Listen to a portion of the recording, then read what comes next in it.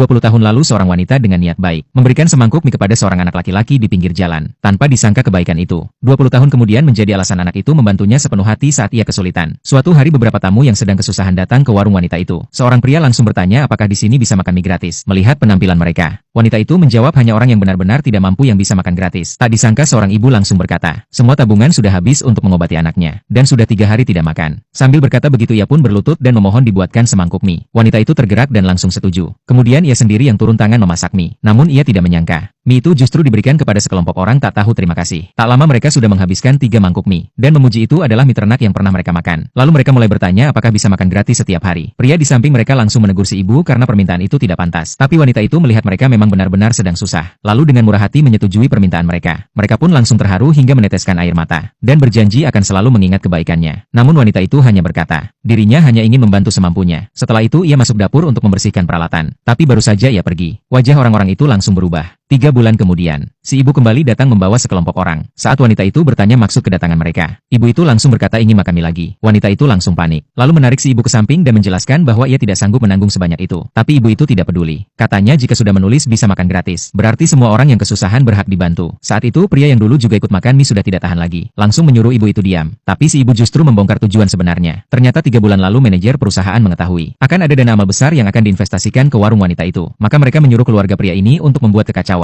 dan memberikan sebotol cairan yang harus mereka campurkan ke dalam panci mie milik wanita itu. Jika berhasil, mereka akan mendapat bayaran $50.000. Ibu itu langsung setuju saat itu juga. Tapi yang tidak mereka ketahui, pemilik dana investasi itu adalah anak laki-laki yang dulu pernah ditolong oleh wanita ini. Karena semangkuk mie itulah, ia bisa tetap hidup, dan setelah berjuang keras, sekarang ia sudah menjadi CEO perusahaan besar. Hal pertama yang ia lakukan adalah mencari wanita yang pernah menolongnya. Namun dari mulut asistennya, ia mendengar bahwa tidak ada wanita yang ia cari di antara orang-orang itu. CEO itu pun langsung memeriksa data sendiri untuk mencari keberadaan wanita itu. Sementara itu wanita malang itu sedang menerima hujatan dari orang banyak, dan dituduh hanya berpura-pura baik hati demi menipu orang lain. Tidak bisa berbuat apa-apa. Wanita itu hanya bisa kembali ke dapur dan memasak mie untuk mereka. Saat ia sibuk di dapur, ibu itu menyuruh suaminya menuangkan cairan ke dalam panci. Lalu kakak iparnya segera menelepon stasiun televisi. Tak lama kemudian seorang reporter datang dan menyiarkan secara langsung. Orang-orang pun langsung berdatangan untuk menonton. Mendengar keributan, wanita itu segera keluar dari dapur. Reporter lalu menyatakan bahwa warung mie ini memiliki masalah keamanan makanan dan meminta pemeriksaan. Wanita itu terkejut dan berusaha menjelaskan pasti ada kesalahpahaman. Namun petugas menemukan panci miliknya sudah terkontaminasi berat. Kerumunan yang mendengar itu langsung memarahi wanita itu. Tepat saat itu CEO melihat berita tersebut dan langsung mengenali bahwa wanita itu adalah orang yang selama ini ia cari. Ia pun langsung memerintahkan asistennya untuk segera ke lokasi. Namun saat itu wanita itu sudah terlalu stres hingga penyakitnya kambuh. Tapi ibu itu tidak berniat berhenti, bahkan memanfaatkan situasi itu untuk mencuri uang pengobatannya. Saat wanita itu hendak pergi, ibu itu bilang uangnya masih kurang, lalu mengancam akan menghancurkan warung mie itu.